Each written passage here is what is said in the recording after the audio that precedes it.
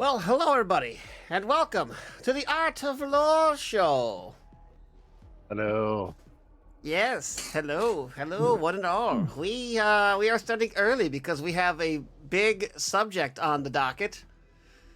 Since everybody decided they want to do tie, so we're having fun. And oh my God, there's Bob. What did Bob just throw up here? Just got home from Wisconsin, locked the front door. Oh boy, gotta sit down, take a rest on the porch. Imagination sets in. Pretty soon I'm singing doot doot doo. Looking out my back door, there's a giant doing cartwheels, a statue wearing high heels. Look at all the happy creatures dancing on the long dinosaur Victoria listening to Buck Owens doot doot doo. Looking out my back door, tambourines and elephants are playing in the band. Won't you take a ride on the flying spoon doot doot doo? Is that the actual lyrics or is he just drunk? Yes. Thank you for the prime sub, Trogno. Thank you. Trogno! Well, thank you.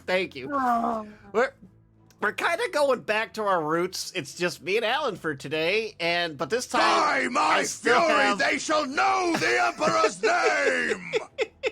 The answer was hungover. Oh, apparently there is a Bob. Well, hello, Bob. We didn't think you were going to be joining us tonight. I got through the door 10 minutes ago. Here, I thought we were going back to the old days where it was just me and Alan, and I had my camera on a sister's box. I can fuck right back off, boys, if you need me to. You're more than welcome to hop up in here. I just didn't think you were going to make it. And we're starting a little early because there was a tie in the Discord, so here we are. Big old episode 86, apparently. Yes. Guess how many words are in my notes currently? 5K. Final answer? At least 5K. How's that by 5? Oh, I'm sorry, what? Okay, in all, I have 24,500 words in my notes currently. Dear God. So, while you guys get this settled, I'm going to go right to my paint screen. Also, for those of you that are currently listening to us, I have updated some of the voices. I tried to tweak them so they sound better. I've also took away one, added 2 more, so enjoy. Which one did you remove? You're going to find out, I suppose. As many Ash gets in here and he hears one of them's removed. Oh, never mind. Well, that's an all-time favorite. Everybody loves this one. This one can't go anywhere. Yeah, Bob is here, Trogdor. Yeah, he was gone for a week and he just got here. Yeah, Bob is back. For the moment. And how long until he passes out, though? That is Heavily hungover. Head in pain. He comes from lower, but he stays with his mouth. Die. Extreme noses punches on you. Ooh, you're so warm. Couldn't help but notice your boys from across the floor. Noses are Nicky like Tito Baby Tilde. Hee hee. Lower the volume. Die. Extreme noses punches on you. Ooh, you're so warm. Couldn't help but notice your boys from across the floor. Noses are Nicky like Tito Baby Tilde. Hee hee. Seems pretty quick. Oh, so after you're chipmunk, you're a doll. No. When someone plays a voice, it overrides the current voice. So now I'm a doll for 5 minutes. Oh, I good to think know. for your kindness, Kyle. Well, that's how All it right. always works. So now we lose the chipmunk, and now I'm a doll. As I will say this. Yes. In Wisconsin, it is not a splash of vodka or liquor with your mixed drink. It is a splash of mix with your cup of liquor. And I did not realize this till 5 deep. I remember you talking somewhat about it, like, oh boy, he's definitely got it. Shadow just says, oh my god, what happened here? Here's the house was Oh, hey. What's built up, Sarah? Thank you for the 1860s, sub. and then in the 1880s, 1900s. They're going to start her and her husband, who had a construction company, expanded the house the size of a small villa, but they didn't report it anywhere. They didn't specify the size of the house in documents. So the possibility legality drew up a purchase contract because the size of the house does not match the property. Jesus fuck. Last time my neighbor, he wanted to sell the house for $250,000, but now he can't. All because of something that happened back in the 60s and 80s. It's like, wow. Alright, you will help. Well, thank you for the stuff. Cheerios fixes before you 2 months. Bam! That is crazy, and now my mic is broken. Oh boy, here it goes, boys. Alright, everybody, so now, this is how I'm gonna sound when you guys decide to break my mic. So, I hope it's worth it. Oh god, this hurts.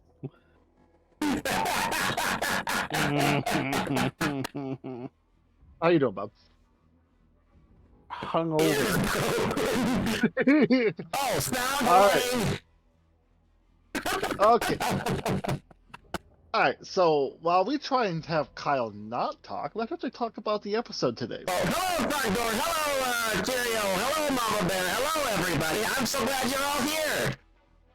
And we're You don't want glad to that... talk? No, shut the fuck up. Silence. Alright, so today, though, we are going to be talking about Trench Crusade. Because it was a tie, I rolled the dice, and this one won. Oh, that's how you're doing it, huh? Yes, well, because Ash made a whole big old video of him tying the thing. Oh, it So- was hilarious. It made me laugh so hard. Alright, shut up, Kyle, please. Ow. So, but we are going to talk about Trench Crusade. Alright? And if we're going to talk about Trench Crusade, we are going to, first off, go a little bit about it. So, the lore of Trench Crusade starts off in 1099, okay? So from the year 30,000 BC to 1098, the story is pretty much the same, you know. Man, because blah, blah, blah, blah, blah. Okay, bullshit, this is not a history class. Dearest Fault Infidels. They have both infidels. But just want to know that is during the First Crusade. So during this, you know, around 1099, the First Crusade captures Jerusalem. And that's when shit starts to go down. Because anyone who does know a little bit about history knows that after they took Jerusalem, the Sultanate actually started to move back towards them, and it looked like they were about to be surrounded and pretty much crushed. And then a certain boy king appears, but enough history. Enough history.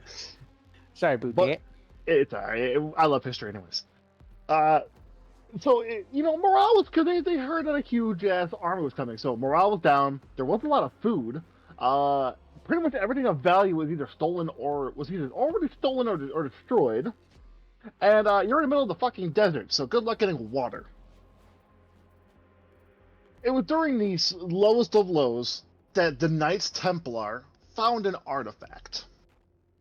And this artifact started to whisper to them, you know, like, use my power. I can help you. Suck my penis. Stuff like that. Those of you who have talked, those of you who know Bricky probably got that reference.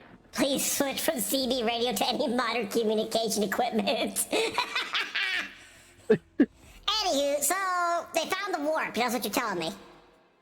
Yeah. So it was an artifact that literally it was a forbidden artifact that contained the soul of a demon, and they then swore allegiance to said demon. This was known as the First Heresy. Oh, was the guy's name Horace? Anyways, Silence. this is 1099, not 40,000. So the knights then swore allegiance to hell and did a horrible ritual and pretty much opened a gigantic brass gate and hell poured through.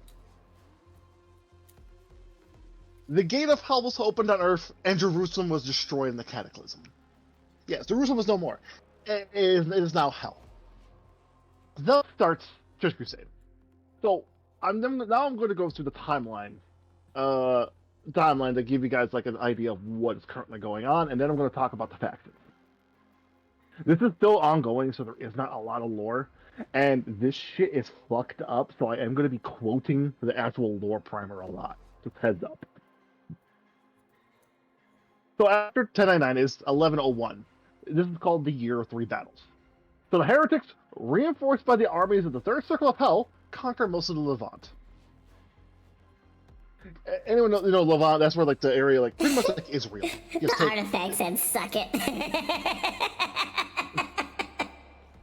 much, yeah. Yeah, So- basically it's basically Lebanon, Jordan, Israel, Iraq, and Syria. Yeah, so that's called the Levant. All of that got taken over by hell at this point in the year of 1101. So literally in 2 years. Yeah, all of the Levant has fallen. Oh, my bad. It's also Egypt. So Damn, even Egypt bigger. too? Is Egypt in the Levant? The thought quote, Egypt- the quote to Levant, it used to include the areas of present-day Israel, Jordan, Lebanon, Syria, Palestinian territories, and most of Turkey. Damn, so they just charged right there. Damn, fucking Byzantine. Then again, that was Egypt. The Byzantines did not do shit, did they? And a giant chunk of Greece. Well, the Byzantines aren't around. I'm dead by this point, buddy. No, the first Crusade, they were still alive at that point. They were fucked. They were still technically alive. They were fucked. Hell just came in and finished it. In 1102, the ancient city of Antioch is fortified and becomes a focal point of resistance against the forces of hell. Yeah, Antioch is one of those ancient cities. It's an ancient port city, and yeah, they pretty much the Crusaders went to there and were like, "Yeah, we're surrounded. Turn those walls into fucking steel, please." Help! We need help! Help! Basically, Antioch is in Turkey. Yes. 1106, Kolbar becomes the first tyrant of the 66. That is not explained. I have no idea what the fuck that is. I actually been looking it up. And I am terrified to find out. Yeah, we're trying to find out. I'm pretty sure that's going to come in future lore. 1109, the Great Sultanate of the Invincible Iron Wall of the Two Horns that Pierce the Sky is formed.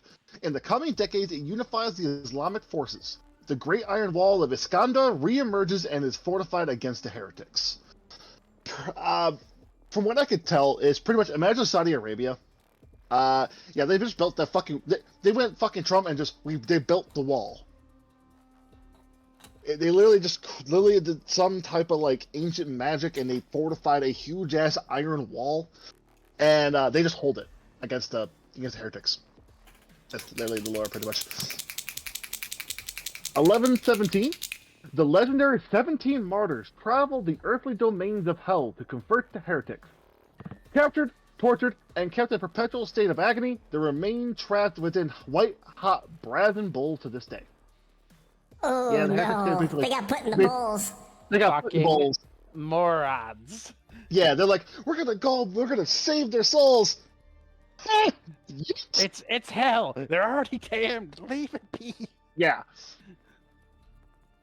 1165. The old man in the mountain and his Hashishans defend the mountain fortress of Alamut. The castle stands to this very day, despite being besieged for hundreds of years. Old man in the mountain and the Hashishans? Think of Assassin's Creed. They are literally Assassin's Creed. It's basically, if you ever played the first one, it's Al. Yeah. What the fuck? Wasn't it Elnet. NCO or something? No, Show up. that's two. That's Is two. that two? Al-Shishan? It's all something. I'll find it out. Greenleaf sure has a thing for mouths today, huh? Apparently. Whose artifact might it be? It screams kill, kill. Masyaf. Artifact It's of corn. Masyaf. It smells Masyaf, bad, okay. Nurgle. It shines and has eyes, Zinch. It says, suck me and put me in your hole. Guess who's this one? That should be a soundbite. It sounded awesome with your mic. I don't know what I said. What did I say? I missed it. You're gonna have to let me know what the hell I said, Trapdoor, because I'm not sure what it was. So from 1215 to 1306, the Wars of Triclavalism. I don't know what the fuck this is. I'm gonna put this in chat. Whatever you guys say it is, because I don't fucking know. This is enjoyable. For once, I am not the one having it wrong. It's not Bob this time. Yeah, it's not Bob. What do you guys think that says? Travacalanism? Shaking the paint. Oh, the shaking paint should be So the church is split and fights a fierce internal conflict. So from, hey Bob, math. What's 1215? 1306 minus 1215? What did you say the number was? 1306 minus 1215. 90. 90 something. Did you like say 90 12 something? Give me the 1215. first. 1215 to 1305? 6. 6? Yeah, it's about 91 years. Yeah. So by the way, yeah. So for those years, the church was fighting a civil war. Yeah, because humanity can't fucking join together. So that's Takes 6 years its of war. time. Yeah. So from 1346 to 1353, Beelzebub unleashes the Black Grail. Tens of millions are infected, becoming mesomatic vessels of the worst plague in the history of mankind. The Corpse War begins. I will be talking more about Beelzebub and the Black Grail later. 1429, living Saint Joan d'Arc drives the Black Grail from mainland Europe. So yeah, she pretty much destroyed the disease. 1477, the city of Argos is taken by God and is no more. Literally, God just said, "This is mine now." 1503, war prophet Angelos, guided by Saint Eulogis, discovers the formula of orichalcum steel. Though extremely costly to produce, the metal proves to be effective against all missile weapons and is still used to this day. Mainly used for tanks. Because, you don't want to give fucking a regular soldier orichalcum steel. That's resistant against bullets. Usually it's like, Too alright, put it goddamn in heavy. Put too fucking heavy. Put it in a goddamn tank. Put out something with an engine and treads. Yeah. Why is 1545, Nightbot and Antioch. Street Elements fighting each other? They're saying the what? same exact fucking shit.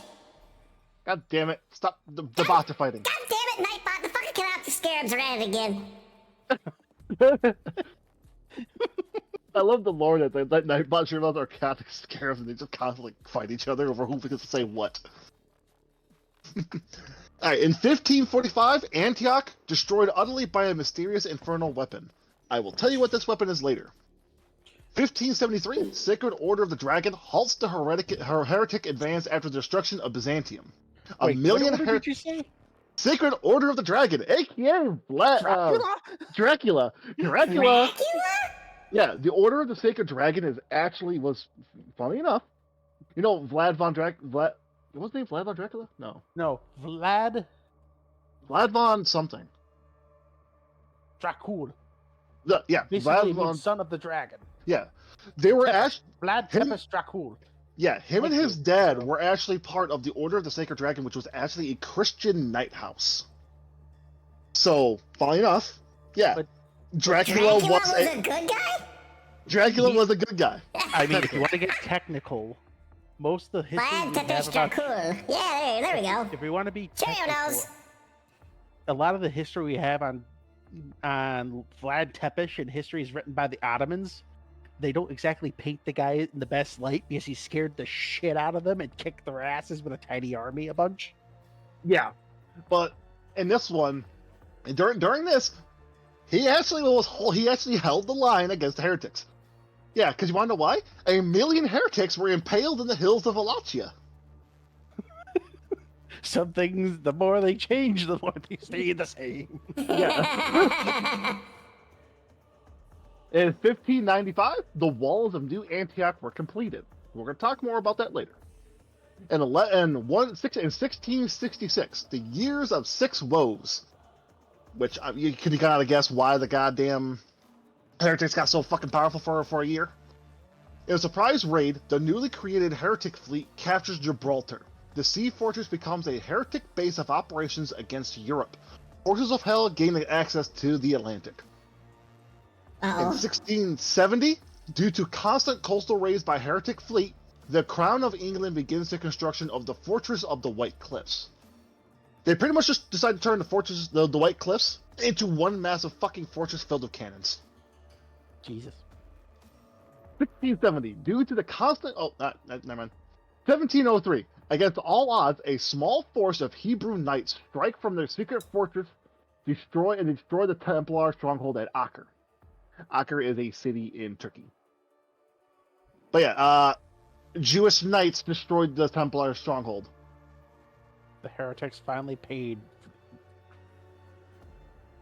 In 1805, heretic fleet under the command of High Captain Ranga defeats the fleet of England in the Battle of the Bloody Cliffs. Admiral Nelson is slain in combat. Admiral, oh no! Yeah, Nelson dead. Nelson died in 1805, apparently. In this 18 timeline, In this timeline, yes. In 1866, in the utmost secrecy, heretic scientists, aided by the demon Marabus, construct the first modern submarines. So did those knights battle who was blah blah blah. 666, the number of the beast. Also in 1666, there was a great fire in London. It was the heretics. They caused it. Yes, the heretics did it. Yeah, so, but in 1866, the goddamn heretics have submarines. What? Yeah. Chain of a bitch. So, and they own Gibraltar. So, kind of guess what happened during the Great War? Were they the ones who got American upset? Is that what happened? Were they the ones who touched the boat? I was saying, did they touch the boat? I feel like they're going to touch the boats. In 1870, launched from Gibraltar, the Heretic submarine fleet extracts a heavy toll on the merchant navies. Widespread famine ensued. They touched the boats. They touched the boats. In 1872, Heretic forces stormed the city of Rijeka. It is fortified and Heretic conquest is launched against the European mainland. That is a city in Croatia, by the way. In 1894, the year of the Broken Trinity, Death Commandos simultaneously assassinate the Supreme Pontiff, the High Prophetess Aelia, and the Roman Emperor. The faithful are thrown into turmoil. Heretic Legion, commanded by Hell's nobles of the Seventh Circle and a huge vanguard of tanks, launch a simultaneous lightning offensive in the Levant and Europe. In 1899, the Church space program commences. Yes. Don't ask me how, but apparently in 1899, the Church is going to space. 1907, the construction of the moving fortress of Britannia is completed. Yeah, they literally decided to just pick up Britannia and have it start moving. A moving fortress. Yes. If I remember correctly, it literally decided to pick. They went to an island, fucking made it float, and now it circles Britannia. Oh dear God. Yeah, they made an island float and turn it into a boat. Nice. Oh, them guns. 1910, Battle of Cordoba. A bloody stalemate. Heretic artillery devastates the ancient city, but the heretic forces also fail to gain access to the heartland of Hispania. Hispania holds. Yeah, so the Reconquista, but instead it's the heretics trying to conquer all of Hispania. 1914, the present day. Both sides are preparing for major offensive operations. In the huge swaths of no man's land, furious skirmishes and raids increase in intensity as the faithful and heretics vie for information, powerful relics, and securing strategically important positions. So that is all of the major events in the last 800 years. Granted, it even says biased and likely inaccurate. So pretty much they're saying it can change on a whim. Yeah, well, this is just a primer, so obviously Yeah. it's not set in stone. How to detect a heretic pagan submarine? Drop a live granite into the water, and listen where the snack bar shout will come from. Oof. Oh, Getting spicy. Yeah, it's a little spicy. to be fair, in Crusade, that is actually not the Sultanate. That is actually the Church Pilgrims. I'll talk about more of that later.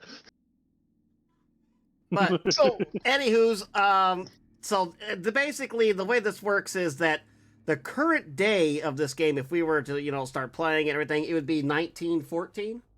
yes, that is currently what's going on in 1914, and you have basically the armaments we're actually going to talk about. So I'll go over like the weapons of what currently is fighting in this day and age. So I'll talk about before. I was like Orichalcum, 1504. I think that what did I say? 1504. Then it was created. You tell me, bud. 1503. So after that, they also created another type of thing called the Divine Steel. So pretty much they took the Light of Angels and put it in steel. So it's pretty much a cheaper, less vulnerable, like more vulnerable version of Orichalcum. But that is like the main steel that is used by the Church forces. And with that, they actually create there's so many weapons. And the heretics aren't going to be undone. They have their own weapons too, created by literally metal forged in the fires of Tartarus. I shit you not. It is metal that is actually skull, skin, and soul alike. Using these metals that are stronger than steel, all that fun shit, they make artillery pieces that, I shit you not, weigh more than 100 tons and 300 feet. Gustav guns. No, even bigger. There is the heretics. The heretics created the cannon. The one that blew up Antioch is the largest artillery piece, 666 feet long, and is chambered in 1,666 millimeters. Did you That's say it? 1,000? That's it. I'm getting 666 meters. That's it. They've touched the boats. It's time to split the atom. Yeah, no, literally. Okay, like literally, Bob. What was the guns chambered in the Iowa? The one that blew up an island. The Iowa. Those are 16-inch guns. And what caliber they shoot? Like 300? No, it's 16-inch. Yeah. Okay.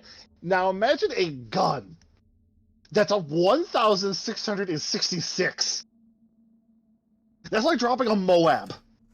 Yeah, I'll tell you what that is in millimeter.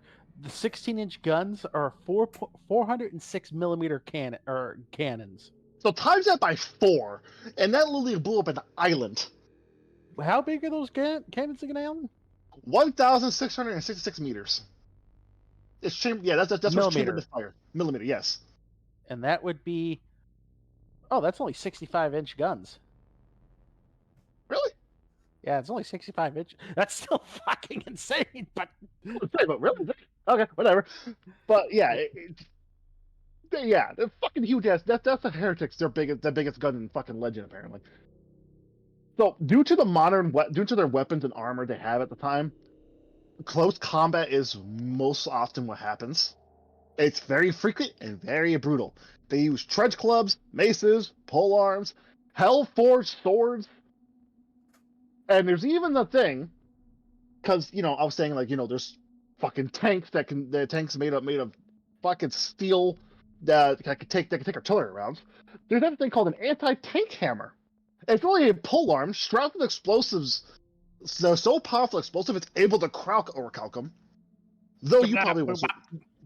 Though you probably won't survive. What happened? What? skip it bop, boop bop. Yeah. Give it up, move up, bang! You probably won't survive the explosion, though. The only standard weapon, though, on there is what's called the bolt-action rifle. Used on all sides. All three sides use this weapon. Doesn't do shit, though. Because, you're fighting fucking demons and angels. It sounds like you don't have enough faith in Fields of Fire, Alan. No, Bob, because I know what you just said you'd be using. There's other weapons called shotguns. You're damn right. Shotguns, But in doubt, flamethrowers. Lucille. There are shotguns, flamethrowers, and machine guns. They're also in use, though a bit more rare. Also gas. What would be World War I without gas? World War I gas, go of course. Oh yeah, but now imagine you have gas that's literally created by angels and mad scientists in the bowels of hell. Oh god. Yeah. Holy Your icons. mama can be used as ammo. Oh wait, she won't fit. She's too fat. Ah! Only Boy. 65 inches. ... 1.6 meters. All right, we're talking freedom units. Yeah, what's that in freedom fractions? How many cheeseburgers per atom bombs is that? How many beer tabs is that? It's basically 5.5 or 5.5 feet. Okay, thank you. So there are also holy icons and cursed trinkets that are in use. They do things like, rally troops, cause fear, turn the heretic, I shine this at you, all of a sudden now you are blind and your soul is melting out of your anus. Shit like that happens all the time. Wait, what? Yeah, Jesus. there's a holy icon that literally melts your soul. Would you like to fucking repeat that statement?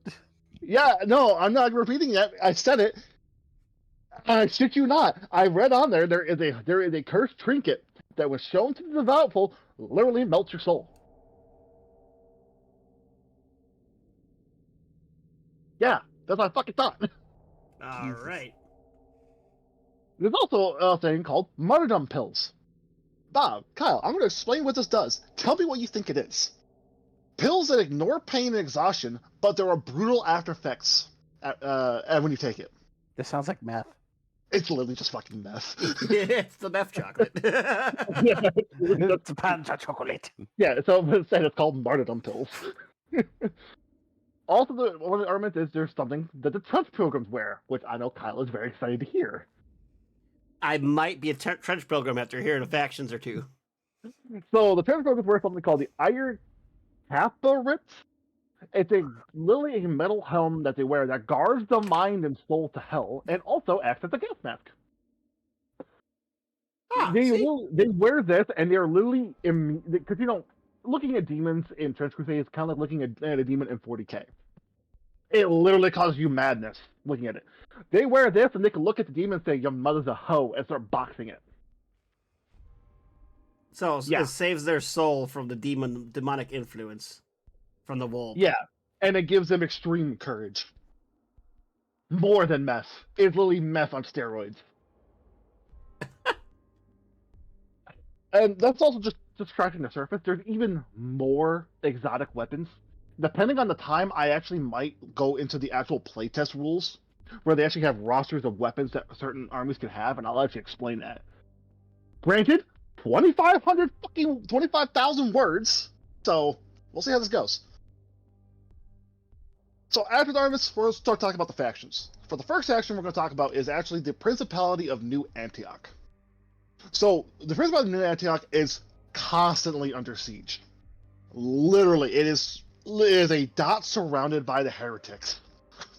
But it stays standing because it diverts lots of the armies from attacking like the fucking Vlad and Hispania and all that, including Ethiopia, which funny enough, Ethiopia controls most of Africa now. So Africa, like the Christian Africa and all that, yeah, no. They're the ones holding the fucking line most of it. So after the city was leveled by that fucking 65mm cannon, a 65-inch cannon, it was actually rebuilt by the Sword Congress of Vienna in 1599. They pretty much petitioned most of the world to rebuild it, because even after it got fucking leveled, the defenders were still holding the ruins of the wall. Don't ask me how, but they literally decided to hold the line. The city fell before the guard. Think about that. When in doubt. So now there is a yearly tithe of all the faithful sent to the city, from the dominions of Africa, Europa, and including across the seas. All of it is yearly sent to them. Food, ammo, soldiers, money, all of that is funneled to them. It is now actually the most important fortress city in literally the entire world. So the city has actually suffered 8 brutal sieges, and its walls and 77 fortress towers have never been breached. Surrounding the walls are hundreds of anchorites, metal shrines with a devoted follower entombed inside. They never die, they never sleep, they never eat, never drink. They're basically a servitor. All they do is look out there, and if they hear something, they cry the alarm. There's a security camera. Yeah, there's a security camera, but a living person. Of course it is. Oh, by the way, this Trench Crusade, for those of you knowing, oh, hello, Mr. Nyanya. Hello, hi. Before I forget, that the Trench Crusade, that one of the game designers behind it is also used to work for Games Workshop, and he has like 20 plus years in the industry. I can't remember his name. I feel bad because I know it's on there. We could probably look it up real quick. Mordheim. He worked on Mordheim. Yes, that's one of the games he worked on. City of the Damned. If any of you guys like that, it should be close-ish to that, I think. Basically, kind of what Mordheim was. Imagine bigger scale kill teams. So you're running around with like 10 to 20 miles instead of just 10 at max. And this is supposed to be 30 to 40, so I'm really excited for this. Oh, yeah, it's supposed to be like pretty much like trench raids. Is what you do. And I'm So- playing out. Okay. Oh, sorry. What was that about? You're not playing out a massive battle. You're playing out as a skirmish. Yeah. I mean, they actually are thinking about if you really want it. Like the Titan fucking battles, the Apocalypse battles. Uh-huh. They want to say that if you have that, you can actually play a fucking huge ass offensive. Oh, They're about to make rules for it, like a huge ass, like a Battle of the Somme sort of thing. If you want to play with the big fuck off toys. Yeah, and with hundreds of fucking models. Goddamn. So, along with there is also, with the yearly tithe, is also volunteers who come across all of the faithful lands to come and fight for Antioch. Mainly the Trench Pilgrims. We'll talk more about Trench Pilgrims later. Also, in the city of Antioch, and well, technically the entire thing, but but they're headquartered in Antioch, is the Office of Propagation of Virtue. Tell me what you think they are, guys. Say it What'd again. you say? Office of the Propagation of Virtue. Oh, I know. I bet you money this is the Oh, my Inquisition, isn't holy it? nights. It's the Inquisition. Oh, that'll do Willing it. to turn a blind eye to soldiers, but will brutally persecute a slip of church doctrine. Their weekly executions actually draw immense crowds. Fucking course they do. Factories billow smoke day and night. Foundries pour metal into the molds of artillery. The pride and joy of Antioch. All of it is a very grim, sight, though, because they actually do know that if the forces of hell actually unite and attack the city, they won't stand a fucking chance. Literally, the only thing that's keeping them alive, mostly, is the constant infighting of the fucking the seven circles of hell. But let's talk about a little bit of what nations actually send troops to the Antioch, which I'm going to be reading in the playtests. There are the warband variants of Antioch. So one of them is the Papal States Intervention Force. So the Papal States are still alive and well, and they send troops there, including the fucking including Swiss Guards. So the Swiss Guards are still a thing too. The war band of Irish Rangers. So the Emerald Isles. So England never took over all of Ireland. Yeah, so they're still a thing. And so they send a lot of like light infantry and hit and run tactics. Then there is the Stormtruppen of the Free State of Prussia. They send a lot of like best way I can say of it, World War II Wehrmacht. So Blitzkrieg, tanks, light infantry, people riding infantry riding tanks, and the Kingdom of Alba assaults. Pretty much Highlanders. I shit you not, men in kilts charging down the ramps with fucking baskets, greatswords. Literally, that's all they are. So, how about you poison turn Alan into a chipmunk? Trust me, I wish I could. That's something we don't have implemented yet. Right. You started early, I wasn't here. Start again. Alright, Alan, back on the top. So unfortunately, early because you've got a big-ass script. yeah, I have a script of 25,000 words. So another faction we're going to talk about, who's as part of the church, is the Observers. They are the Synod of Strategic Prophecy. They are warrior monks who they live an entire life of solitude, doing nothing but training with weapons, and they can literally hear the word of God. Yes, God speaks to them and tells them what to do. I've heard these people before. They run churches. Yeah, but these ones are actually They speaking. want your money and donations.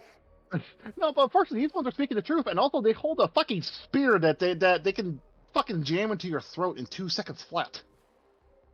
One of them could change the tide of a battle or even a war, because they wear a special Oculus helmet that lets them attune to the voice of God.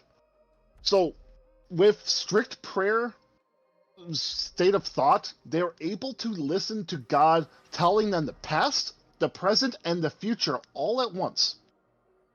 You could go to you could go behind him, sneak up behind him, and go to stab him with a knife.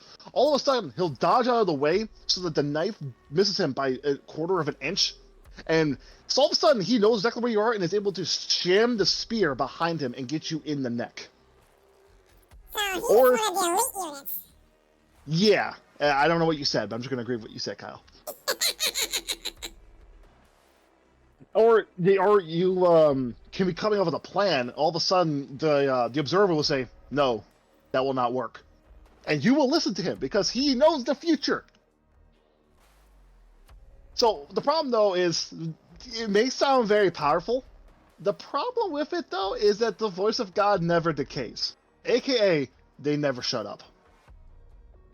Wonderful. 24 hours a day, they are listening to the past, the present, and the future mingled together in their ear. It's only possible with powerful sedatives and chemical creations, aka drugs, that they are able to use their ability and not go mad. And sleep, never impossible. Literally, they are awake 24/7. There's also the metal on their helmet is also special too because they can recreate the voice of God as closely as possible, and they can compel anybody to follow their orders to a degree, friend or foe. Like they can say to a heretic of 20 years, drop your weapon, and they will drop their weapon and wonder why the fuck did I just do that? That's cheating. Yeah. But the problem with that, though, is they are literally fucking insane, and they can never, even a tiny slip up of their breathing, their mental state, anything at all, they can lose it. The voice of God will no longer guide them, and they'll be as vulnerable to death as any other soldier. So and it also takes years for them to finally get to the point that they can listen to the voice of God. So they can't just okay, back at it. No, they're fucked. You lose it, And they're- it's gone. Yeah. Damn. So the second one we're going to talk about is the Paladins. So if you're fighting a war with hell, what do you think the main problem would be? I stand him and started over his chipmunk. Great, the bottle was shaken, and now half of my desk, 5 boars and 5 orcs smell of beer. Oh no! Bob, what the fuck did you just say? No fucking idea. Saying there's 25 pages of chipmunk script isn't a deterrent. Bob would mean that ain't a problem. No, so the main problem is the war, is that the church can't attack their enemy's home.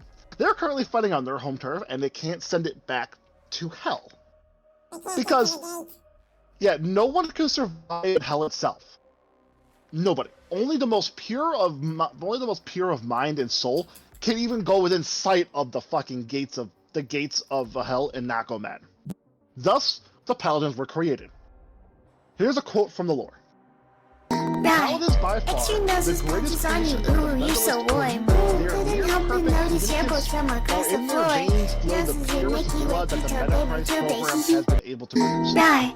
Extra noses punches on you. Ooh, you're so warm. Couldn't help but notice your boats from across the floor. Noses in Mickey with detail, baby, too, baby.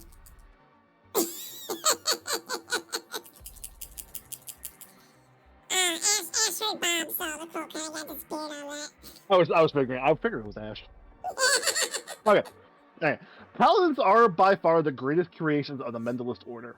They are near perfect communicants, for in their veins flows the purest blood that the Metachrist program has been able to produce. By the way, the Metachrist program, it doesn't say in the lore, but from what I was able to read up from sides things and all that, it apparently was a program to try and recreate Christ. It was Jesus Christ himself. Oh god. They Trying to weren't. clone Christ? They tried to clone Christ. They failed, but figured out that if they give the blood and flesh of Christ, the Holy Communion, to a person, it pretty much gives them enhanced abilities. Yeah, so you literally consume the blood and flesh of Christ, and you get superpowers. You become a super soldier? Yeah. That was kind of like the Super Soldier program in 40K. You know, if you're not The pure blood of soul, Sanguinius. yeah, if you're not pure of soul and holy vigor, you die. It don't help you at all, huh? No, it kills you.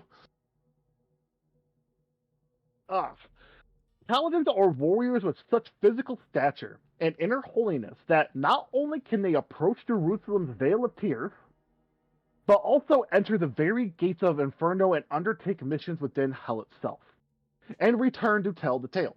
Each is said to represent near perfection of human form, both mind and body. Though much scarred and burned from the long centuries of war they have been forced to endure for the sake of all creation. Paladins reside in secluded cells within a secret wing of Castle Saint Angelo, until the hour comes and the Council of Saints send them forth to do battle. In such time, the Paladin emerges from the seclusion. They go to their army chamber and kneel at the center upon the mosaic of the militant Christ the Lion. They are then armed and armored by blinded and gelded serfs, for no impure gaze or carnal desire is to fall upon the Paladin by the servants of the church, and briefed on their mission by one of the cardinal generals. They are given the last rites posthumously, should they fall, for there is no mission more dangerous than the war within Gehenna. They are pretty much Primarchs. They are Primarchs. I was kind of thinking they're like the Space Marines. No. There's actually Space Marines. They are more powerful. There's only 12 of them were created. Oh, so they're okay. So there's like only so many of them. So yeah, I can see the Primarch thing. Okay. Yes. So 12 were created and only 9 remain. 1 is said to have turned traitor and 2 fell in combat. Oh, it's about to get loud now. Let's go! Hey, it got loud. Yep, somebody called Yuki. Woo! I can hear again.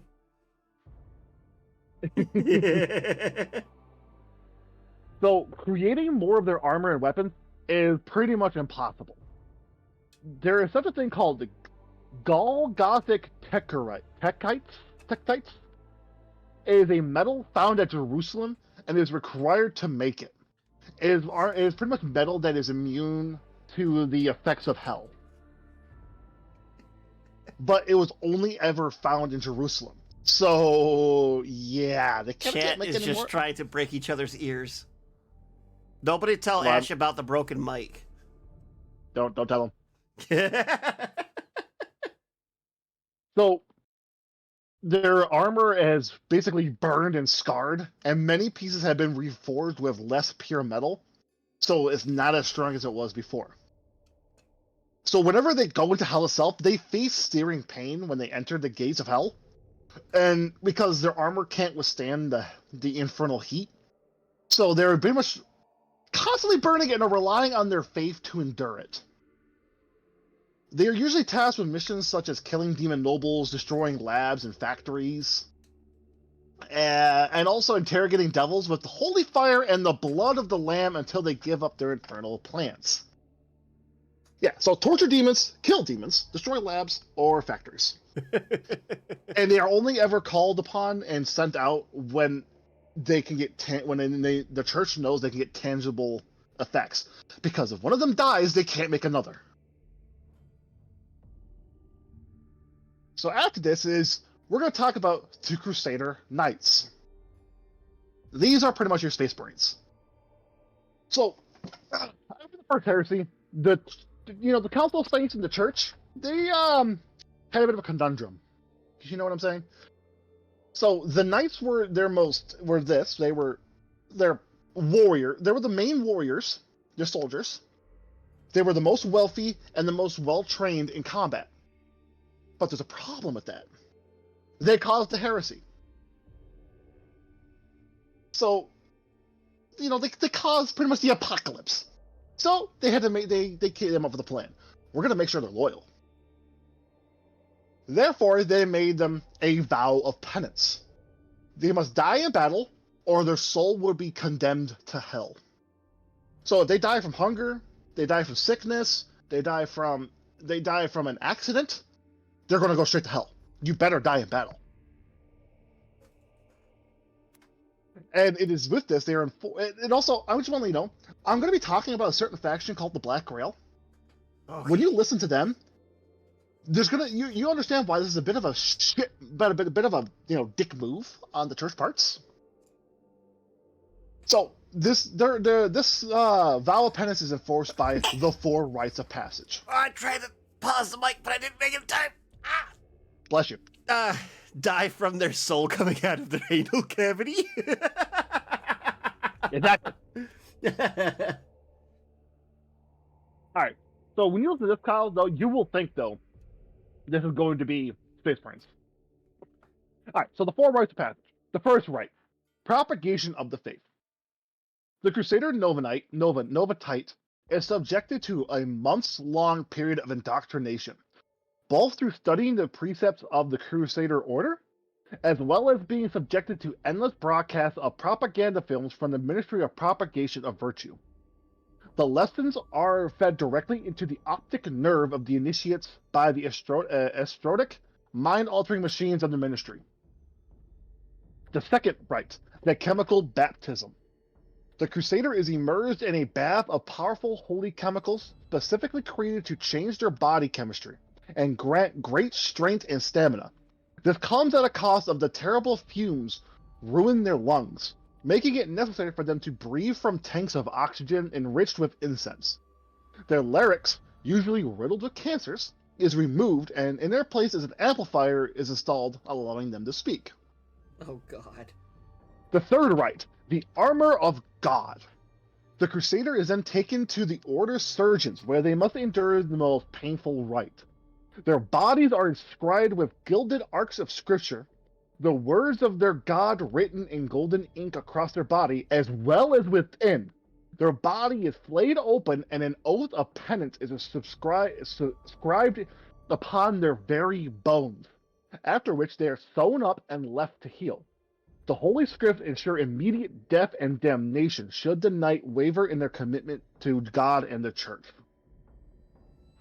Fuck, the Emperor should have did that with all his fucking bitches right off the start, huh? Then have never went to heresy. They would have just died. The fourth rite, healing visions. After their painful surgery, the Crusader is sent to the healing ward. Their recuperation might take several months, and the entire time are subjected to a battery of powerful mind-altering drugs. The Crusader's mind is open to what surely must be the voice of God, and there are many scribes huddled around these recuperating Crusaders, furiously scribbling as they attempt to capture each prophetic utterance. So, Kyle, Space Marines? Yeah, I'm definitely getting a Space Marine vibe off of that shit. Yeah, it's just, oh god, opening them up and scribing on their bone, like, if you die other than battle, you go to hell. And if you think So about this, think bad thing about the church, you go to hell. You go to hell. You go to hell and you die. Yeah, you go to hell. You go to hell, you die. Well, there are hundreds of Crusader chapters that exist, and most of them abandon castles. Because back during the Crusades, they had castles. Now instead, they have chapter halls, huge stone fortresses on treads, bristling with statues of the saints and weapons. Jeez. Yeah, so imagine a castle on treads. So their nomadic lifestyle serves a dual purpose: one, to seek out war, and not die from natural causes and go to hell. And two, to avoid the hate and disdain of others, where they caused the first heresy. Oof. All right, now we're going to go with the Church Pilgrims. Guys, I'm just going to let you know, I'm just going to read what they wrote, because for 2 reasons. 1, it's really good. 2, it's just batshit crazy. It's just batshit crazy. Yeah, I had to read this. This is straight from the primer. This is straight from the primer. Alright. As the war rages against the minions of hell, strange visions torment the faithful across the globe. Men and women touched by heaven are granted visions, and revelations are made by the messengers of God. Sisters of the Holy Orders are marked with stigmata and take up the sword and cross as instructed by angels. Those who have transgressed seek to atone for their sins by taking as many followers of the devil with them to the afterlife. So they come, the mad and the maimed, the God-touched and the guilt-ridden, all gather around prophets and prophetesses, forming trench pilgrim processions. Disorganized groups which arm themselves and follow the prophets of the Lord onto the front lines. They fight with unraveled zeal, throwing themselves against the heretics and arming themselves with anything they can get their hands on, from the oldest muskets to scourges and Molotov cocktails. Molotov cocktails. Pilgrims are not officially sanctioned by the Holy See, but the Church still blesses the Crusades of the faithful. Thus, the pilgrim processions are a common sight on the battlefields, often charging across no man's land in suicidal assault against the heretics, directed by the visions of the prophets and prophetesses who lead them, and urged by the whips of the castigators who are charged with instilling the fear of God in their troops. The bulk of the pilgrims are men and women with little military training, but when they don the iron caporet of the trench pilgrim, they can face even a demon from the deepest bulges of hell unflinchingly. Nor is death necessarily an end to their mission. Sometimes the seventh Metachrist will deem a fallen pilgrim worthy and bring them back as martyr penitents, warriors halfway between heaven and earth, able to fight once more, and feel no pain from bullet or bayonet thrust. Rarer and more dangerous are the Stematic nuns, sisters who manifest wounds from those of the third Metachrist whom the nuns venerate. They excel in close quarters combat, for each bleeding wound that they suffer makes them stronger, not weaker, as their devotion to suffering as their Lord once did gives them strength and endurance not found on mere common mortals. Armed with swords and pistols, they cross no man's land, heedless of any danger, praying to sustain wounds from the Redeemer, which in turn will transform them into the very vengeance of the Lord. In front of the trench pilgrims are driven the ecclesiastic prisoner, either captured enemies of the true faith forced to make their final act of contrition, or volunteer sinners seeking redemption. Each is strapped with high explosive, which are detonated once they reach the enemy lines.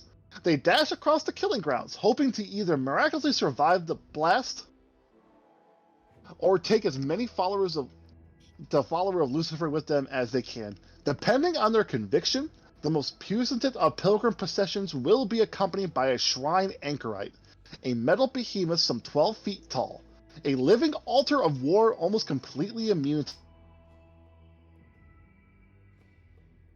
You okay there, Alan? Uh-oh. Did he blink? He stopped talking. Valencia is a horrible thing. They got him! The armies of hell got Alan, no! I'm back. Sorry, my headset just shut off for some reason. I was also, you just stopped talking. I'm like, uh-oh. Okay, where did I stop at? You were talking about the big 12-foot tall guys that are like gigantic war beasts. Oh, the anchorites? Yeah. Alright, a metal behemoth some 12 feet tall, a living altar of war almost completely immune to any damage. The interior of the anchorite is covered in spikes and barbed hooks, so the monk who controls this colossus is in constant state of torment, rejoicing in the pain so they can suffer as their lord once did. In combat, they wield an adamantine Catherine wheel of massive proportions, which they use to crush the sinners and heretics into pulp, and then string them upon the wheel as a warning to others. There is a bewildering number and variety of trench pilgrim processions. The penitents of the pious revenge swear in the name of Saint Olga and use flamethrowers, burning grenades, and incendiary ammunition to assail the heretics. I know which one Kyle wants to be. Yes. The pilgrims of the Iron Path follow Saint Rita of Cassica and go to battle with hammers, mauls, maces, and cudgels, and hammer nails into their heads. Oh, time for a sip. I need a sip after reading all that. Any Sisters of Battle Ultra fan is probably now wet as hell.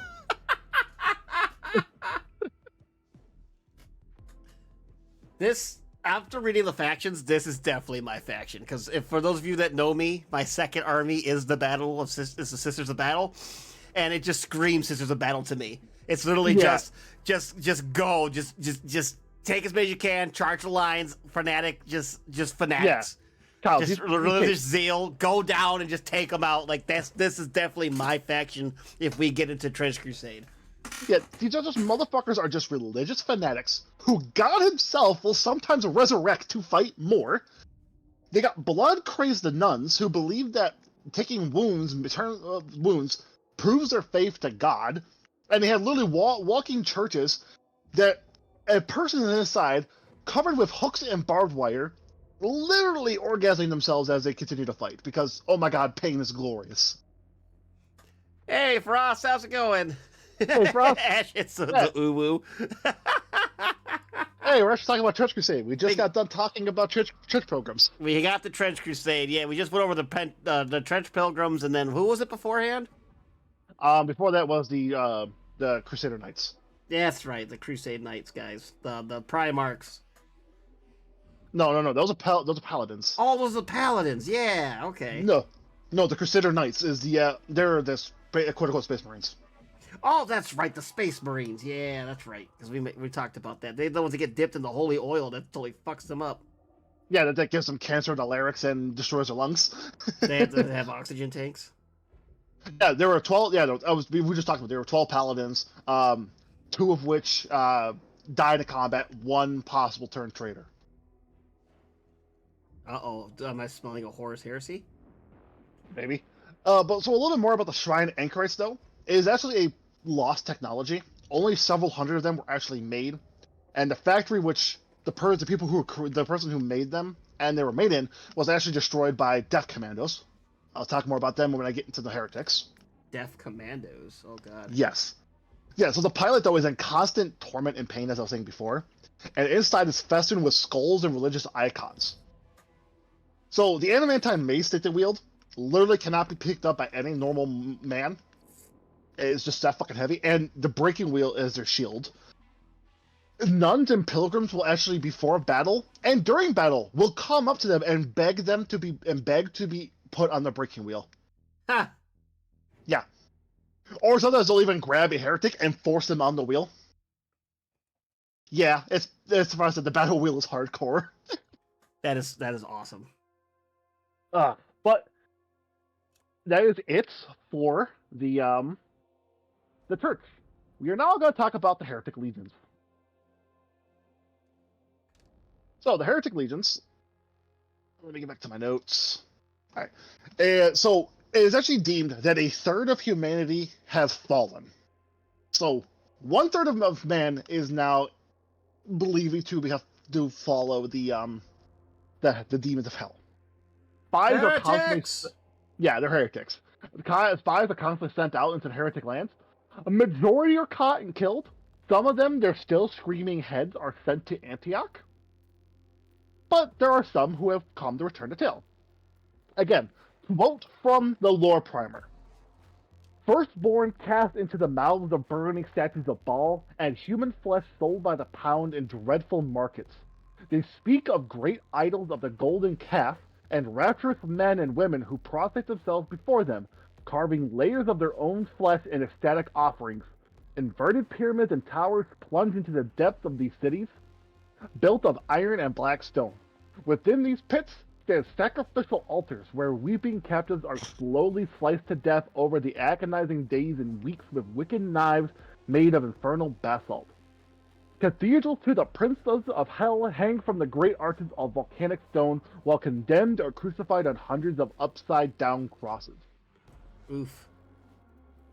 Yeah, it is literally just... Did you talk about Antioch and the new Antioch? Yes, I did. Yeah, we did mention them. We talked about the church side already. Yeah, we already did talk. All the churches have been talked about. I'm going down the list of talking about each faction. So right now we're talking about the heretics. Yes. So the greatest status though of the heretics is the soldiers. So what do you think, Kyle? What do you think it would take to join the legions of the damned as a soldier? Be a sinner? No. No? No. Well, not it. You got the first step. What about steps 1? What about steps 2 through 10? I don't know if I want to know now. I thought it was just, hey, you're a sinner. You're fighting for us now. No, joining isn't easy. You must make a pilgrimage to the bronze gates of hell. You must pilgrim to hell? Yes, you must go to the bronze gate of hell that where Jerusalem once stood. Damn. So leagues away from there, like So you miles. really have to want to be a heretic then. Yes. So okay, so just looking at the bronze gate's enough to drive a man mad. If you get within several miles of it, the heat of hell will start to burn away your skin and soul. So upon the Valley of Tears, which is said to be the pilgrimage to go to the gates of hell, there are millions of men and women where their charred corpses lay and their souls are stuck there, weeping in eternal torment. If you make it, if hell itself deems you wicked enough and you get within sight of the bronze gate, you can then join the heretic legions. A demon prince will see you, take you up, and then you will then give your mark of vow and loyalty to the devil lord, and are branded with their mark. You are then part of the heretic legions. That seems a lot to go through to become a heretic. Yeah, but what about those that go further? The corpse equals Black Grail. Skipping ahead a bit. The corpse wars? Oh, God. I feel like we're going to learn something new here coming up. Yeah, no, when we get to the Black Grail, we'll talk about that. But here's another quote from the lower primer itself. Yet there are some who push further on, to the very gate itself and beyond. Their very flesh ignites, never to recover. But those with the blackest souls can enter Inferno itself. Amongst those are the anointed, are especially revered amongst the legions. They are paragons of unhinged brutality, men and women of colossal vigor and unyielding devotion, having tread the accursed path to the shores of the lake of eternal flame, where the damned wither and contort into ceaseless torment. The anointed emerge forever scarred by the embrace of the abyssal fires. The blackened and burnt flesh of the anointed will never heal, but in exchange they are granted the right to wear heavy Gehenna armored suits, and they gain strength to wield weapons that a normal man could barely lift. It is said that glancing into their eyes, one can see the reflections of the very flames of hell forever etched in their vision. So there are people who are so strong, they walked into the goddamn gates. Where, paladins themselves the paladins have ever done. These are mortal people who are wicked and evil enough to enter the gates of hell, and they come out as a super soldier. But their skin is forever blackened and charred from being inside hell. You gotta pay for power. Pretty much, yeah. No matter what. No escape. Oh god, what has destroyed the mic? Please don't. Please don't, Mash. Oh, Ash found it. Ash found I'll drop destroy some the more mic. art. I'll drop some more art in media, share in Discord about some of the things we talk about. Oh, thank you, Frost. Oh, for those perfect. of you- That saves Alan having to do it. Those of you who want to see, there's Discord. Yes. Nightbot and Stream Elements are still fighting, Kyle. Please get your Knocks upstairs. Why are they in fighting order. each other still? God damn it. Get your Knocks spiders under control, Kyle. Fucking scarabs are fucking pissing me off. All right, Kyle. So what? What else do you think is a mortal sin? You think suicide? You think suicide is a mortal sin? Oh, I believe it's supposed to be, isn't it? Well, yeah, but now it's embraced. Of course it's embraced. Some people sacrifice themselves in a vain hope that a devil will notice them. Like a notice me, senpai. Notice me, senpai. Cut off my head. Notice me cut off my own head. Jesus Christ. Those chosen are resurrected to come back as a cloister. A cloister is their severed head, which they will hold by the hair, will then proceed to scream out unholy hymns. And their blood will actually come out the stump of their head and start creating devil marks, like symbols of the devils. While they're holding their own head in their head. Yes. Oh, I remember us talking about this before. Oh, Jesus. Yeah, those are that's a cloister. It So makes what Kyle does sound it do? hor- It does makes Kyle sound exactly that, horrible. Ash. It breaks my mic. Yes. It lasts both for of the- 5 minutes. The bulk of the Legion is basically is the mortal soldiers, the people who have did the pilgrimage and got into sight of the gates. But there are other people, war beasts, artillery witches, death commandos, you know, horrible things. The devil himself is not out there. But let's talk a little bit about one of them, the death commandos. Death commandos. Oh boy, the death These commandos are the are ones you said that they took down that factory that built the big things. Yes, these guys are the ones that took out the factory. So death commandos are okay. So where the fuck am I even going to start with these guys? Okay. So death commandos are children who have been taken at like the age of toddler and are brought to the seventh layer of hell itself. Yes, and from there, they are then trained by the biggest assassins, the most evil assassins and serial killers known to man. The devil takes their souls down there and says, all right, teach these children how to murder. So unlike today's world where they take the children as toddlers and turn them into child stars, they turn them into child spies and spec ops. No, okay, Kyle, they are Eversor assassins. You know the Eversor? Yes. Yeah, they are Eversor assassins. They just go in and murder shit. They do Russian stealth. There is no such there. I can't get seen. There's nobody to see me. Yeah, I don't have to be stealthy if there's no witnesses. Yeah. So, they're also taught at a young age the master of all kinds of weapons and poisons. They also carry claws that are specifically made for them. And they are cooled in the river Styx. The Hell River, which is a poison more potent than any mortal creation. Of course it is. Once their training is completed, they are released from hell, and their tongues are ripped out, so they will not be able to speak of what they learned. Noticeable death commandos are Cain, Barabbas, and Haman, who simultaneously assassinated the Supreme Pontiff, the Holy Prophetess, and the Holy Roman Emperor in the year 1894. Oh, This through the church. There's that head holding one. Oh god. There's some pictures in Discord. Oh boy. Where is it? Media. General. Oh, General? Oh. That's where he put him in.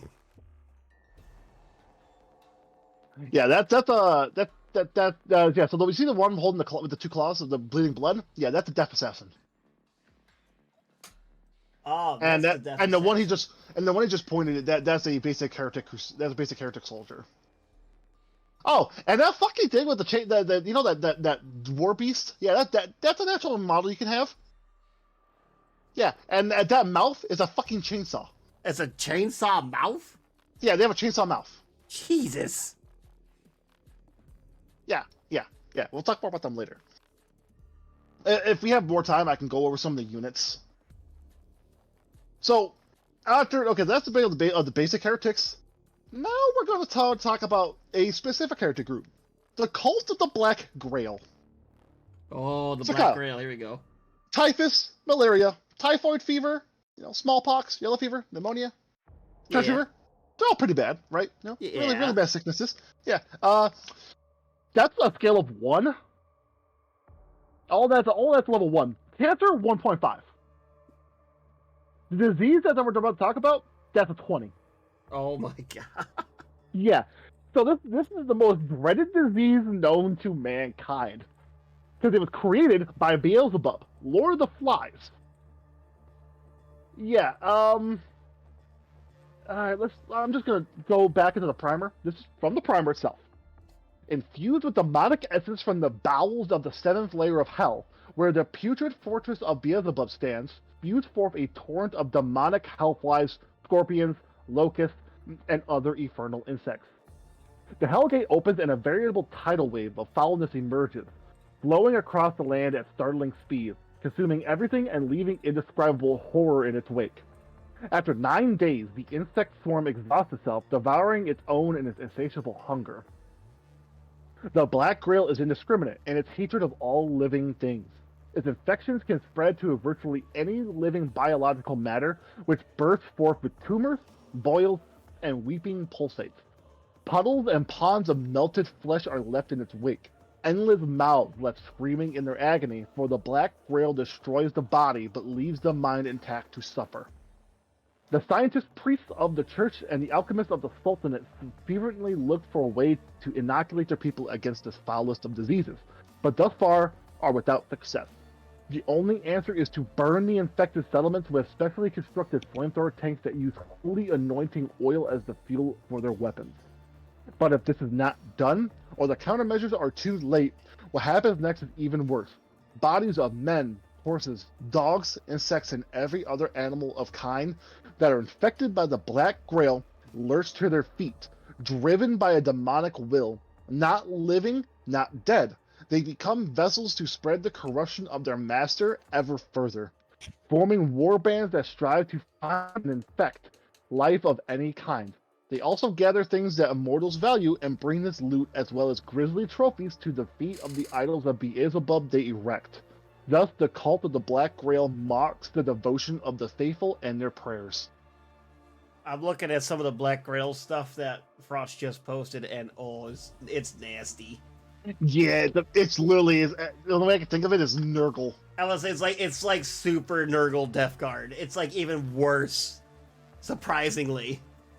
Oh Yeah. my god, that worse. is bad looking. It gets worse. Yeah, because they're also because the main followers, are the zombies, but what lead them are actually the Plague Knights. They're mortals who share the vision of Beelzebub and wish the world to end in a putrid, parasitic infected mass. They willingly give themselves. If you willingly give yourself to the Black Grail, there's a chance you can become a Plague Knight. You're trapped within life and death, and you got the body of the dead, but you have the mind of yourself. They're mainly the ones who lead like the armies, and I can just tell, like I say, is they're just a super soldier. Super soldier zombie. Yeah. They're pretty much they're a Death Guard. They're hard to kill as a Death Guard, because imagine fighting a Death Guard, but you have 1914 weaponry. Yeah. Not fun. That doesn't sound good at all. No, it does not. Your bolt-action rifle can only do so much. Oh, okay. Next on the list, we're going to talk about the Iron Sultanate. I'm going to just read their quote because I'm sorry. It's just I love the way they this one is written. It just flows really well off the tongue. When the infidels opened the thrice cursed gate of Jahannam, releasing the Gog and the Magog upon those who believe, it seemed that all was lost and Shaitan would emerge victorious over Dunya. But the creator of the universe came to the aid of the faithful, and as been written, the great iron wall of Dur al-Quran. I'm horrified. I'm sorry about my pronunciation. I am not Arabic. I'm doing my best. Manifests itself in the lands ruled by the Sultan of Rum. A call was sent to those who believe righteously, and over the coming decades, the migration of all the faithful, second in importance only to the Hijraj of the Prophet himself, took place across Europe, Asia, and Africa. Millions perished on the road and at the sea, for the heretics and their Shaitan lords swarmed them as locusts swarm fields of ripe sesame. Sesame? S-E-S-A-M? Sesame? Some type of food, I'm guessing. Devouring them and building vile monuments and statues from their limbs and heads, though they could not be buried as is decreed in the holy text. But once all those who survived the journey had come, the mighty gates of Al-Quran were closed, and the great sultanate of the invincible iron wall of the two horns that pierced the sky was formed. The assault of the slaves of Jahannam against the Sultanate have never ceased since that day, and each day new martyrs are mourned as they defend the wall and confront the heretics who have overcome its defenses. But within the walls, the law of knowledge flourishes, and from mosques of white marble and gold, the mezzanine call, the faithful to pray for the success of the Sultan's army as it struggles to protect the lands within the wall, and defend the caravan trails that provide the Sultanate with vital trade goods. The Iron Wall is the greatest defensive work in the world, a mighty bulwark festooned with the famed artillery of the Sultan. Azeb sharpshooters stand at the ready, ever watchful for surprise attacks, and the elite Janissary regiments have barracks at set intervals near the wall so that they can react to any attack at speed. During a more serious incursion, a full muster of the Azebs is called. The House of Wisdom unleashes its terrifying Takvan creations upon the foe, and if the need is desperate, the Sultan himself comes forth and his Janissaries march with him to battle, carrying the green flag of the Prophet before them. Thus, the protection of the Iron Wall has had an extensive influence in the Sultanate way of war. The conscripted Azibs are the experts in feigned flight and skirmish, while superb artillery of the Sultan bombards the enemy and make their torturous journey across the battlefield littered with traps set by the skilled sappers. When they reach the ranks of the faithful, the Janissaries, Sultan's elite household troops, close in and finish the enemy with their devastating countercharge, led by their iron-willed officers. Dreaded assassins from the Alamet prowl from the winds of time, striking the enemy elites and leaders, while the alchemists of the House of Wisdom unleash devastating weapons made deadly by their elemental mastery, capable of overcoming defenses of virtually any foe. Beyond the Iron Wall, forces of the Sultan operate in small, mobile companies, each with their particular mission to accomplish. The hostile apostates that have gone to serve Shaitan look for the relics from the time of the prophets, or seek to recover lost treasures and books of knowledge from the ruins of the fallen caliphates. Though an understanding between the church and the Sultanate on a becoming co-belligerent against Jahannam exists, the commanders of these expeditions will not tolerate interference and do not hesitate to crush those who would hinder their missions. Resentment against the infidels who unleash Gog and Magog run deep in the Sultanate, and matter of honor are swiftly resolved with duels to the death. Woe to those who dare to hinder the missions of those who believe. End quote. So, the best way I can say it, they are literally just... I just like this. This group is kind of a cause to me. I kind of think I'm gonna get the Janissaries, my opinion, because they look fucking badass. I don't know if Frost has a thing about them, because I can go find a quick thing. But the Iron Sultanate, the two main, as you probably heard, the two main factions are the Alchemists and Janissaries. I'm gonna talk a little bit about the Azebs though. The Azebs are basically kind of like, the best way to think about the Azebs is they're just like it means unmarried in the Iron Sultanate's tongue, because only those who are not married and bearing children are conscripted into the army. Okay. Which kind of makes sense. You don't want the person who can make you soldiers be conscripted. Wait, what do you need? He wanted to see if you had some pictures of the Iron Wall guys. There's a Black Knight right there. Ooh, God, why's he got a mosquito nose? No, that was a Plague Knight. Oh no, why? Why has he got a mosquito nose? Oh, that's not good. It's not good at all. But yeah, those are some of the people of the Black Grail. Yeah. Ooh boy, that's dirty. That's dirty. Just nerdly. So, but yeah, they're just like the light troops. Pretty much the only weapons they have is like a dagger, some swords, and the Jezreel rifle, which they actually have to make themselves, which is weird. But well, whatever works for them. And there's Bow, better to snort your blood with. So we're gonna talk more about the Janissaries. So Janissaries are the elite warriors of the Iron Sultanate. They're actually captured the children of both church forces and the heretics. So they try and capture them before they can be indoctrinated by either heaven or hell. And they like every other thing, they are raised from childhood for combat. Their physical attributes, though, are raised from elixirs of the alchemists, which is another factor we can talk about. They pretty much just, when they're a child, they just give them a shit ton of steroids. And they wear armor made from the same material of the wall. They're like the chemical treated iron.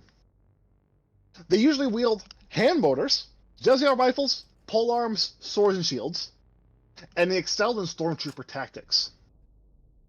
So they're like your main like melee infantry.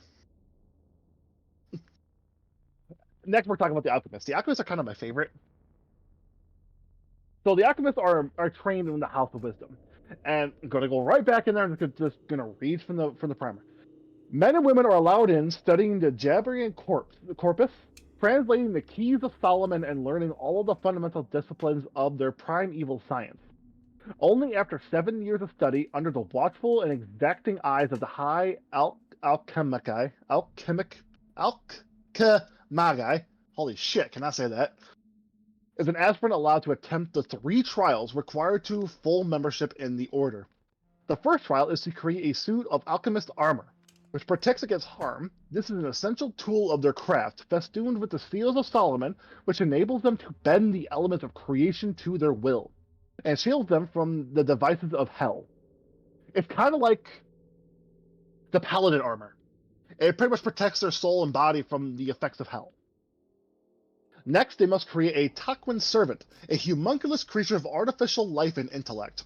If the candidate manages to follow the complex formula, as well as the intricate timing and temperature requirements, the creature will emerge after 40 days of toil.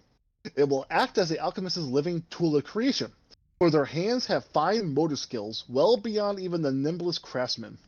Vaguely shaped like a small human, it can change the consistency of its body to an almost liquid-like slime to squeeze into alchemical chambers to do their master's bidding in extreme temperatures and in the fog of poisonous chemical fumes.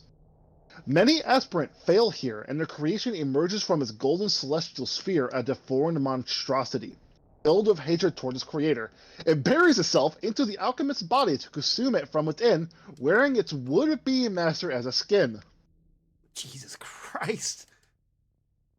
The third and final test is the opening of their third eye, the key to cosmic illumination, which allows them to see the building blocks of creation, and thus be able to ensure that the elements that they use are in perfect balance. Those that fail their final test are horribly changed. Their third eye swells to nightmare proportions and melds with their original pair, driving the aspirant mad during the process of their deformation. They spend the rest of their pitiful lives screaming of the unseen horrors all around, now revealed to them. Out of mercy, alchemists that fail this way are often put down, but there are rumors of cabals of these living failures kept alive for reasons unknown. So only after they pass those trials do they become an alchemist. So alchemists... Okay, how can I explain this? The Sultan is sort of like a mix between the Mechanicus and Yukari. Because the alchemists turn people into monsters to help fight. Yes. Like one of these things is called the Lion of Jabir. Hosted. They have some cool guys. Yeah, so take a look at the Discord. See some of the shit they Does that one have a titty owl? Yeah. The yeah. fuck? Yeah, they have the harpy. Oh, it's a harpy. Jesus Christ. Holy shit, that thing's gonna fuck off arm cannon. Yeah, that is called a brazen bull. That thing is actually created by the alchemists. That used to be a person. Yeah, so they turn people into monstrosities to help defend the Sultanate. I see this. Yeah. So, as I said, they make like the homunculi, like you said, of the Drakari. Yeah. Yeah. And they also create like a lot of their weapons too. Yeah,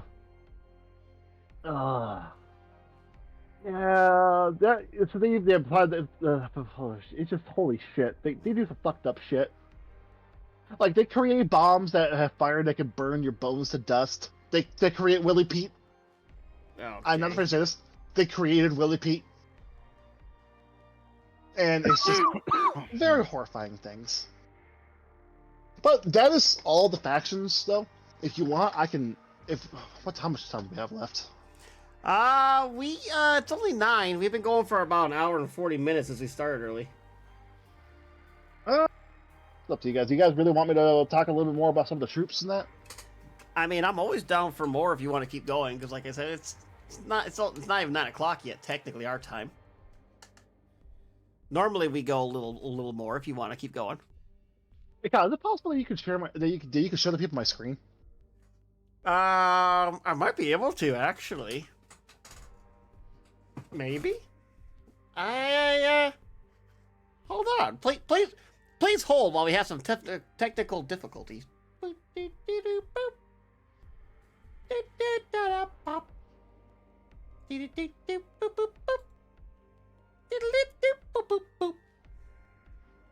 Oh.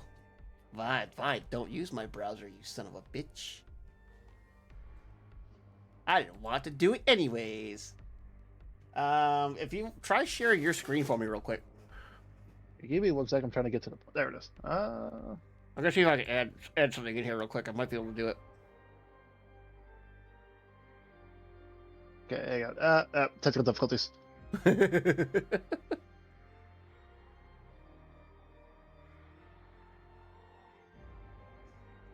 we are going to add this.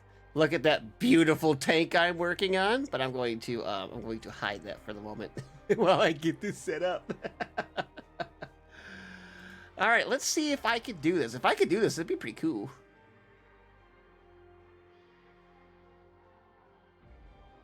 All right, hold on. Please hold. Please hold. Please hold. I was gonna show some of them, like some of the enemies and like that you can pull out. If I do this, and do that,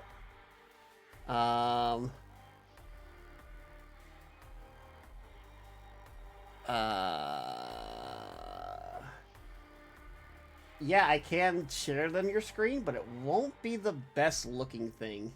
Well, go ahead and just do it. Maybe see if it'll work. We'll try it. Really, we'll try it. Okay, well, oh god. Well, they're, I don't think this is going to work. No, I don't think it's going to. Because you're in mod view. I need to see, like, you need to be on just your screen. How about this? Is this working? That's a little better, but, like, Do you actually see I like what I'm looking? have to full screen you on my screen to see anything. All right, go ahead and turn it off then. All right, I was gonna try and show them like some of the people they can play as. Like I was gonna talk about the wolf war beast. Well, we like could. Yeah, we're just gonna stop that for now. We'll try something later. Like I think the funniest one is the artillery riches. It was worth a shot though. Yeah, like remember I saw before the artillery witch with the heretics. It's Yeah, literally a woman. It's literally a woman that levitates bombs and just throws them at your enemy. Just chucks a bomb. Yes, like artillery, like literally like from like a bomber, and just like, whoo, it just throws it with telekinesis. It's just nuts. Oh yeah, it is fucking nuts. God, I know something I need to buy myself. I keep telling myself I need to buy this, I need to buy that, and then I use it, and I'm using stuff, and I forget to buy this, to think of these things. Just my luck. It's just how things roll with me, apparently. Yeah, Kyle. Remember before I was telling you about the people who eat the blood and flesh of Christ? They get superpowers. Yeah, one of them is called the communicant. They are actually they're people who have consumed the blood and flesh of the Metachrist, and they strengthen their body, and it can also allow them to see through faith. So they literally nail a cross to their eyes. Yeah, and then they like their bodyguards to like the leader and the prophetess. They actually literally are tough and they regenerate. So, yeah. Nice. A little bit about some of the people you can get, and like, holy shit! Like, some of the rules here too. It literally is like a bigger version of Kill Team. Yeah, I was kind of looking. So you like do turn activations and stuff. It looks like. Yeah. I thought that was pretty cool. And also, like, if you take injury, like, you know, so your warrior doesn't just die. Like, if you get hit, there's really like no wounds. You take what's called an injury. And so, like, every time you take an injury, you roll a dice. 1 or less, no effect. 2 to 6, you take a minor hit. And like minor hits, like you add like 1+1 blood marker to your thing, and it's like at any moment your enemy can be like, oh, I just hit you with a 1. No, use your blood marker. You can take a -1 to that roll. And so when an opponent takes an action, an opponent can decide to spend 1 or more of the blood markers to add a -1 dice to the roll, i.e., you roll 3d6 and pick the lowest result, 2 results if you use one of the markers. So like you make them roll an extra dice, and they got to take the lowest of them. And then there's 7 to 8, you're down. So you get a +1 blood marker on top of that, and then every time they're down, they take another blood marker, and so they get picked up by a medic. And then 9 up, out of action. Your character just died. He's done. Yes, which I think is actually kind of cool. In my opinion, it makes it a little more to just, oh, I have a horde of 30 orcs. You did 40 damage. Okay, boom, there goes my entire army. Yeah, true. You and your fucking Tesla carbines. Oh, you love my Tesla carbines, don't even. And you love it when I play as the goddamn Plague Marines. It's a kill team. Yeah, because they don't die. How's it feel, Kyle? How's it feel having something that can't fucking die? You just love it when my boys come back with full health. Don't even start. When we were fighting one time and you, like a kill team, you did like 40 damage, 30 damage to one of my guys, and I saved all but 2. Yeah, I remember that.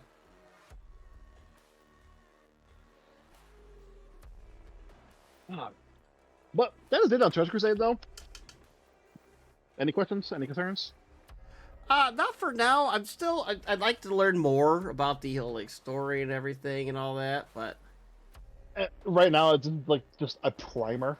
yeah, So they're still working on all of it, which is all right, cool. I really enjoy it. The whole world, the whole heaven versus hell and everything. I think is awesome, and It is. I am excited for come on and stop doing this. Thank you. I am definitely excited for like to learn more and get more into this, and like when they let more releases, because like we were saying before, an X Games Workshop guy is working on this. He did Mordheim, I believe it was. He's been doing this, like he's not the one that came up with like the concept of the game, but he's the one coming up with like the game design and like the mechanics of the actual tabletop version. And so he's got some good experience, and like I have heard 1 or 2 like podcasts people come out and explain more about it and stuff, and I gotta let this thing dry now anyways. And it sounds pretty neat. I'm not gonna lie. I do like the whole concept. I like the way how it's playing and everything, you know, with the turn activation.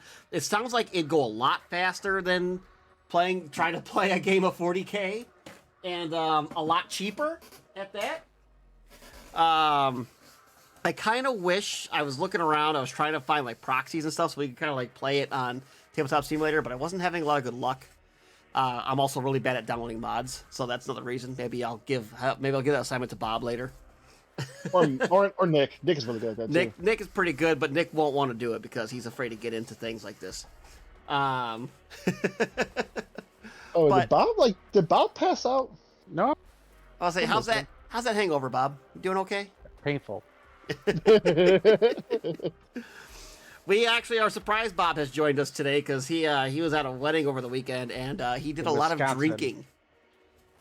And I will say it again for those who were not here. In Wisconsin, it is not a splash of liquor with your mixed drink. It is a splash of mix with your cup of liquor. Oh, Bob, you had like 5 and you were out? I didn't notice how they were mixing it till 5. God damn. Fucking I had probably 4 more. everybody's goddamn streaming tonight. Holy shit. Well, why don't we go raid Yuki? Yuki's on. Alright, sure, let's do it.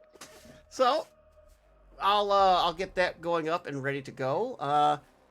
I want to thank everybody for stopping by and joining us for Trench Crusade. I know it was a little out of the ordinary.